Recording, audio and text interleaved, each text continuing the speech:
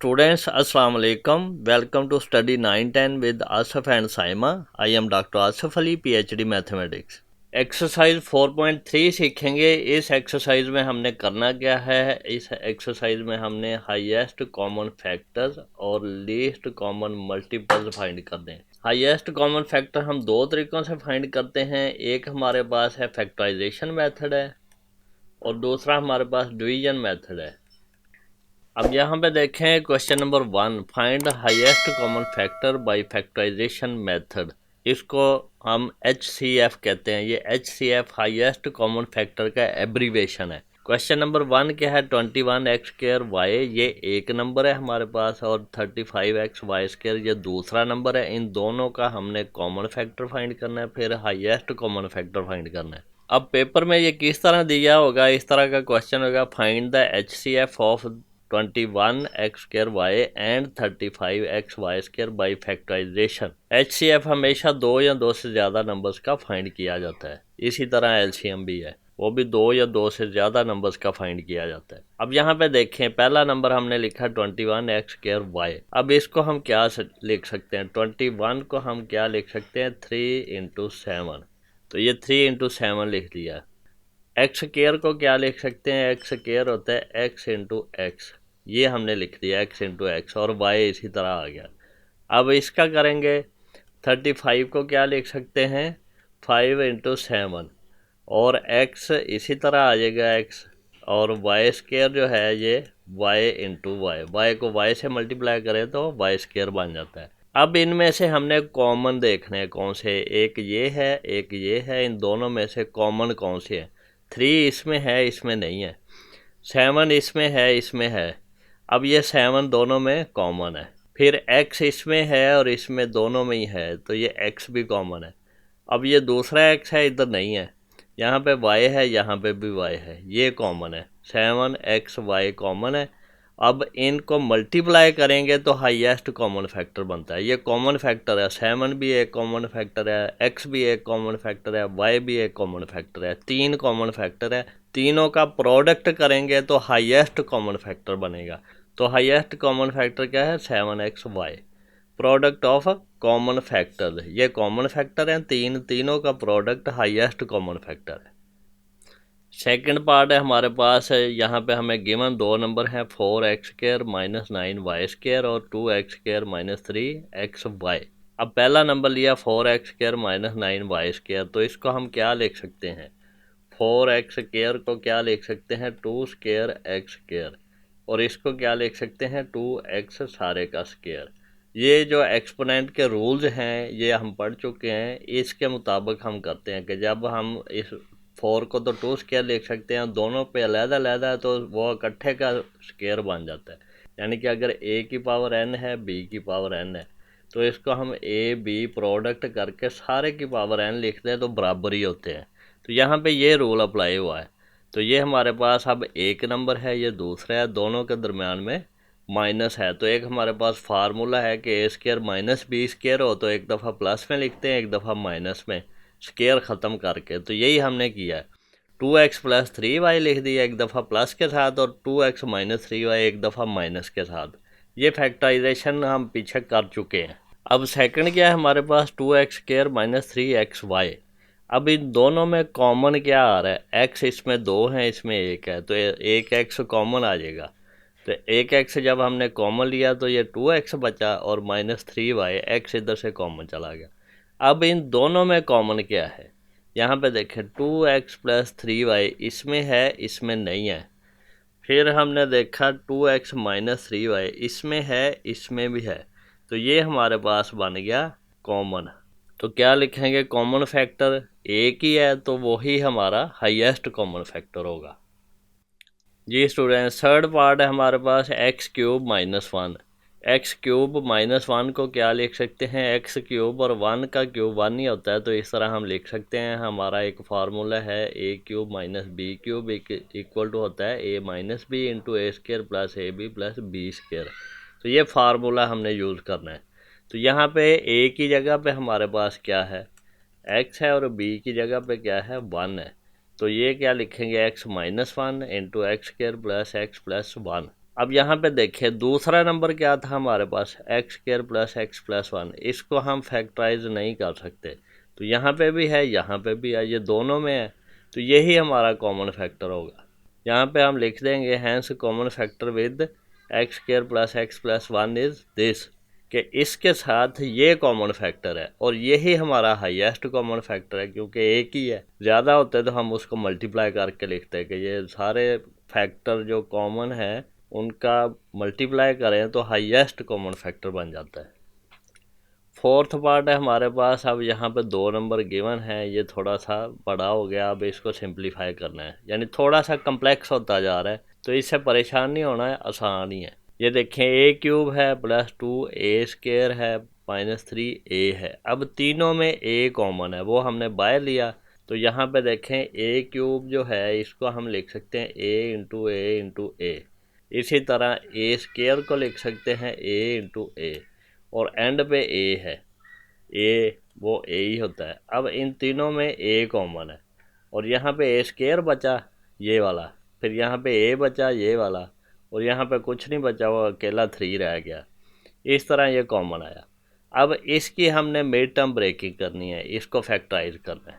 اس کو فیکٹرائز کرنے کا کیا طریقہ کار ہے، a² + 2a - 3، تو یہ ہم کیا کرتے ہوتے ہیں، اس کو ہم اس طرح کرتے ہیں کہ ہم پروڈکٹ اور سم لیتے ہیں، پروڈکٹ -3 اور 1 کا یہاں پہ اگر جو بھی نمبر ہے اس سے ملٹیپلائی کرتے ہیں تو وہ -3 آئے گا، سم یہ والا نمبر ہوتا ہے 2، دو ایسے نمبر جن کا پروڈکٹ -3 ہے اور سم 2 ہے، تو وہ آئے گا ہمارے پاس 3 پلس کا اور مائنس کا 1، اب دونوں کو ملٹیپلائی کرو تو -3 آتا ہے، سم کرو تو +2 آتا ہے، تو یہاں پہ ہم اس کو ایکول ٹو لکھیں گے a² + 3a اور -a - 3، تو ان دونوں میں کامن کیا آئے گا ہمارے پاس، a تو یہ بنا a + 3، اور ان دونوں میں کامن کیا ہے -1، تو یہ a + 3، اب ان دونوں میں a + 3 کامن ہے تو وہ ہم کامن لیا a + 3، تو یہ ہمارے پاس a - 1 بچ گیا۔ یہ سٹیپ آپ یہاں پہ بھی کر سکتے ہیں،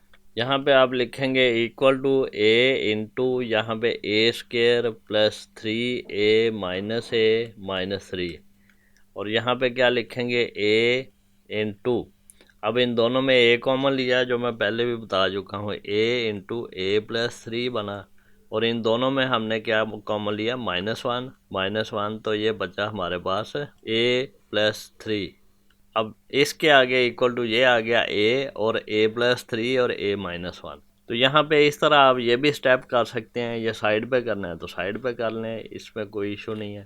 نیکسٹ ہمارے پاس بھی اسی طرح ہے 2a³ + 5a² - 3a، اب ان تینوں میں a کامن ہے تو 2a²، 3 میں سے ایک a مائنس ہوا تو ایک a رہ گیا، اس 2 میں سے ایک a باہر گیا تو ایک a بچ گیا، اور یہاں سے a باہر گیا تو -3 بچ گیا۔ اب اس کی بھی مڈ ٹرم بریکنگ کرنی ہے اسی طرح، وہ کیسے کریں گے، ہم نے دیکھنا ہے سم اور پروڈکٹ کیا آتا ہے، پروڈکٹ اور سم، پروڈکٹ -3 اور 2 کا کتنا ہوتا ہے -6، اور یہ 5 یہاں پہ آئے گا سم، دو نمبر ایسے ہیں جن کا پروڈکٹ 6 ہے اور سم 5 ہے، وہ کون سے ہیں، یہاں پہ 6 اور -1 ہی لے لیں گے، اور ان دونوں کو ایڈ کرو 5 آ گیا، دونوں کو پروڈکٹ کرو -6 آ گیا۔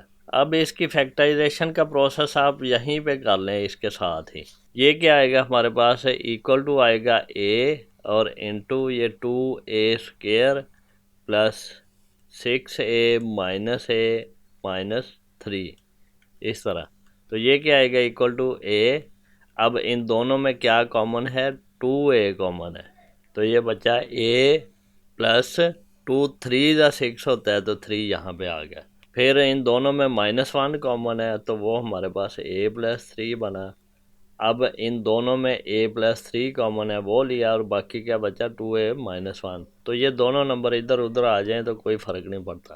اب ہم نے یہاں پہ کامن فیکٹر دیکھنے ہیں، کامن فیکٹر کیسے دیکھیں گے، اب یہاں پہ دیکھیں یہ a ہے، یہاں پہ a ہے یا نہیں ہے، اب یہاں پہ a + 3 ہے، یہاں پہ ہے کہ نہیں ہے، یہاں پہ بھی ہے a + 3 دونوں میں ہے، اور a - 1 یہاں پہ ہے یہاں پہ نہیں ہے، تو 2a مائنس 1 یہاں پہ ہے، یہاں پہ نہیں ہے، تو یہ کامن نہیں ہے. کامن کا مطلب ہوتا ہے دونوں میں ہے. تو کامن فیکٹر کیا ہے؟ a اور a+3. ہائیسٹ کامن فیکٹر کیا ہے؟ ان دونوں کا پروڈکٹ ملٹیپلائی کر کے آ گیا. اسٹوڈینٹس ففتھ پارٹ میں اب ہمارے پاس 3 نمبر ہیں، t² + 3 - 4، t² + 5t + 4 اور t² - 1. اب ان تینوں کا ہم نے کامن فیکٹر دیکھنا ہے، تو تینوں کو پہلے فیکٹرائز کریں گے، ان کے فیکٹر دیکھیں گے کون کون سے کامن ہے اور ان کو ملٹیپلائی کر دیں گے. جی اب ہم فرسٹ نمبر لیتے ہیں t² + 3t - 4. اب اس میں کرتے کیا، ہم اس کو فیکٹرائز کرنا ہے. فیکٹرائز کے لیے ہم پروڈکٹ اور سم دیکھتے ہیں. پروڈکٹ کون سا دیکھتے ہیں؟ -4 اور اس کے ساتھ جو نمبر ہے اس کا، اس کے ساتھ 1 ہے، کچھ نہیں نمبر ہوتا تو 1 ہوتا ہے. -4 1 -4، یہ ہمارے پاس پروڈکٹ ہونا چاہیے اور سم یہ نمبر ہونا چاہیے 3. اب ایسے کون سے نمبر ہیں جن کا پروڈکٹ جو ہے وہ -4 آئے؟ وہ 4 اور -1 ہے. 4 1 4 اور -7 آ جائے گا، اور 4 - 1 3 ہوتا ہے. اب یہاں پہ دیکھیں اس کی مڈ ٹرم بریکنگ ہوگی، t² + 4t - t - 4. اب ان دونوں میں کامن کیا ہے؟ t ہے تو t + 4 بچا. یہاں پہ ان دونوں میں کامن کیا ہے؟ -1 t + 4 بچا. اب t + 4 دونوں میں کامن ہے، وہ لیا اور t - 1 بچا، یہاں پہ مائنس آئے گا. اب اسی طرح دوسرے نمبر کی فیکٹرائزیشن کریں گے، اس میں پروڈکٹ اور سم دیکھیں گے. پروڈکٹ کتنے ہیں؟ یہاں پہ 4 آنا چاہیے اور سم کتنا ہے؟ 5 آنا چاہیے. تو یہ ایسے کون سے نمبر ہیں؟ 4 اور 1 ہے. 4 1 4 4 + 1 5. تو یہاں پہ t² + 4t + t + 4. یہ اس نمبر کو ہم دو نمبر میں ڈیوائڈ کرتے ہیں، وہ اس طرح فائنڈ ہوتے ہیں. یہ فیکٹرائزیشن میں ہم سیکھ چکے ہیں. اب ان دونوں میں کیا کامن آ رہا ہے؟ ان دونوں میں ہمارے پاس کامن آ رہا ہے t، تو t + 4 بچا ہے. اس میں کامن آ رہا ہے 1، t + 4 بچا، اور t + 4 ان دونوں میں کامن ہے تو وہ باہر لیا، تو t + 1 یہاں پہ آ گیا. اب تیسرا نمبر ہے ہمارے پاس t² - 1. اس کو ہم لکھ سکتے ہیں t² - 1². 1 کی کوئی بھی پاور ہو وہ 1 نہیں ہوتا ہے. اب یہاں پہ ایک فارمولا a² - b² اگر ہو تو وہ a + b a - b لکھتے ہیں. تو یہاں پہ دیکھیں یہی فارمولا کمپیئر ہوتا ہے. a کی جگہ پہ ہمارے پاس t ہے اور b کی جگہ پہ 1 ہے، تو t + 1 t - 1. اب ان تینوں میں کامن دیکھنا ہے. یہاں پہ دیکھیں t + 4 ہے، یہاں پہ بھی t + 4 ہے، یہاں پہ t + 4 نہیں ہے. تو یہ ہمارے پاس t + 4 تو کامن نہیں آ رہا. پھر t - 1 ہے، یہاں پہ بھی t - 1 نہیں ہے، یہاں پہ ہے، تو یہ بھی کامن نہیں آ رہا. اب دیکھیں اس کوشچن میں مسٹیک ہے، یہاں پہ مائنس اگر ہو تو یہ ہمارا پرابلم سولو ہو جائے گا. اب دیکھیں اب یہ ہمارے پاس -3 آنا چاہیے، تو یہ ہمارے پاس کیا آئے گا؟ یہ مائنس کا آئے گا، یہ پلس کا آئے گا. تو یہاں پہ یہ مائنس ہو گیا ہمارے پاس، یہ پلس ہو گیا. تو اب یہاں پہ یہ مائنس ہے، یہاں پہ یہ +1 کامن ہے، تو یہ مائنس ہے. اب یہ مائنس ہے اور یہ ہمارے پاس +1 ہے. اب ہمارا جو مسئلہ ہے وہ حل ہو گیا. t - 4 یہاں پہ نہیں ہے، یہاں پہ بھی نہیں ہے. اب t + 1 یہ، t + 1 یہ، اور t + 1 یہ کامن آ گیا. تو اس طرح کوشچن اگر کامن فیکٹر آئے گا تو آئے گا، ادروائز نہیں بھی آ سکتا. جی اب ہمارے پاس فورتھ پارٹ ہے، اس میں بھی 3 نمبر گیون ہیں، ان کو فیکٹرائز کریں گے. پہلا نمبر لیتے ہیں x² + 15x + 56. اب یہاں پہ دیکھیں یہ ہمارے پاس سم اور پروڈکٹ کیا بننا ہے؟ پروڈکٹ اور سم. پروڈکٹ ہمارے پاس بنے گا 56 اور سم کتنا بنے گا؟ 15. اب ایسے کون سے نمبر ہیں؟ 7 اور 8 ہے. 7 8 56، 7 اور 8 کو سم کریں 15. تو یہ ہم پہلے بھی فیکٹرائزیشن میں سیکھ چکے ہیں، اس لیے اس کو زیادہ لیبوریٹ کرنے کی ضرورت نہیں ہے. تو یہاں پہ ہم نے کیا لکھنا ہے؟ اس کو بریک کرنا ہے 7x + 8x میں، جو یہ نمبر ہم نے فائنڈ کیے ہیں. اب ان دونوں میں کامن x ہے تو x + 7 بچا. ان دونوں میں کامن 8 ہے تو x + 7 بچا. x + 7 ان دونوں میں سے کامن لیا تو x + 8 بچ گیا. تو اس طرح ہمارا یہ فیکٹرائز ہو گیا.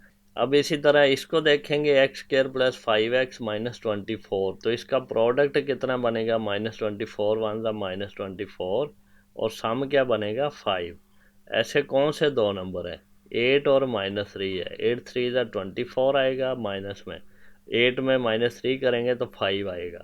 तो इसको ब्रेक किया 8x माइनस 3x में। तो ये इन दोनों में अब कॉमन क्या है हमारे पास, इन दोनों में कॉमन x है, x प्लस 8 बचा।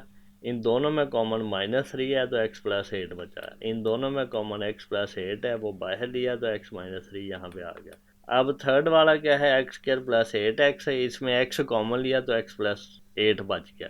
अब इसका कॉमन फैक्टर देखें, x प्लस 7 इसमें है, इसमें नहीं है, इसमें भी नहीं है, ये कॉमन ही आएगा। x प्लस 8 है, इधर भी है और इधर भी है, तो ये कॉमन फैक्टर है, यही हाईएस्ट कॉमन फैक्टर है।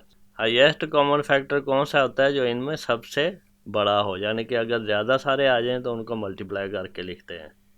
स्टूडेंट्स, लेक्चर पसंद आया है तो इसको लाइक करें, अपने दोस्तों से शेयर करें और चैनल को सब्सक्राइब करके बेल आइकन पर ज़रूर क्लिक कर दें, ताकि जब भी मैं नया लेक्चर अपलोड करूं तो उसका नोटिफिकेशन आपको मिल जाए।